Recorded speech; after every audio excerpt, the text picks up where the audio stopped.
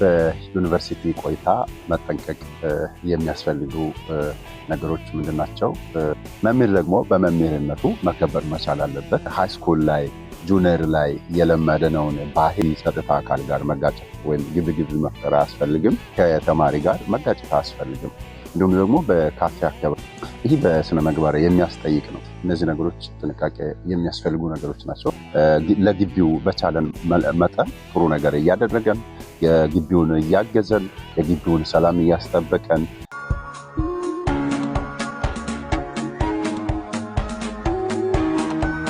በዩኒቨርሲቲ ቆይታ መጠንቀቅ የሚያስፈልጉ ነገሮች ምንድን ናቸው? ነባር ተማሪ ወደ ዩኒቨርሲቲ ስንመጣ መጠንቀቅ ያለብን ነገሮች ከግቢ ጸጥታ አካል ጋር መጋጨት ወይም ግብግብ መፍጠር አያስፈልግም። ከመምህር ጋር ግጭት ወይም ግብግብ ያዙኝ ልቀቁኝ ማለት አያስፈልግም። ከተማሪ ጋር መጋጨት አያስፈልግም።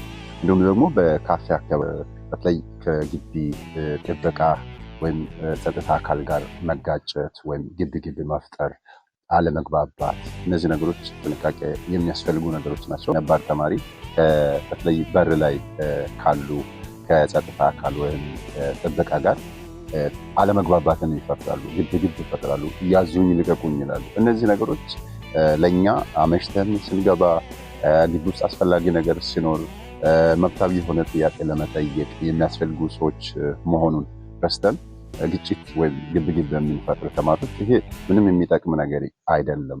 በተለይ ነባር ተማሪዎች ቆይታችንን በጥሩ ሁኔታ ነው መጨረስ የሚያስፈልገው። አዲስ ተማሪዎች ደግሞ በተለይ ከግቢ ጥበቃ ጋር መጋጨት አያስፈልግም። ሁለተኛው ደግሞ ከመምህር ጋር በተለይ ሃይስኩል ላይ ጁኒየር ላይ የለመደነውን ባህሪ በዩኒቨርሲቲ ውስጥ ከመምህር ጋር ግብግብ የምንፈጥር ግጭት ያዙኝ ልቀቁኝ የምንል ከመምህር ጋር የምንፎካከር ተማሪዎች ሲኒየርም ይሁን ፍሬሽ ተማሪዎች ይሄ የሚጠቅም አይደለም። በተለይ ሰው ሆነን የትም ልንገናኝ እንችላለን። የማንገናኝ ይመስልና ከመምህር ጋር የምንጋጭ ተማሪዎች አለ። ይህ ጥሩ አይደለም። እንግዲህ መምህር ምንም የእውቀት አባት ነው። የእውቀት ይቀድማል። አስተማሪ ነው።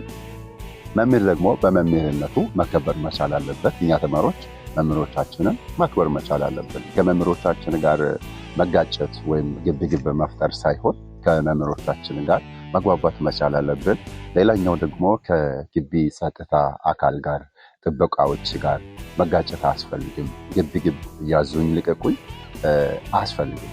በተለይ በካፌ ዙሪያ በምግብ አዳራሽ ውስጥ በትንሽ ነገር ግጭት የምንፈጥር በትንሽ ነገር ግብግብ ለመፍጠር በትንሽ ነገር ከሰው ጋር ለመጣላት የምንሞክር ተማሪዎች ይህ በስነ ምግባር የሚያስጠይቅ ነው። ስለዚህ የግቢ ቆይታ በጥሩ ሁኔታ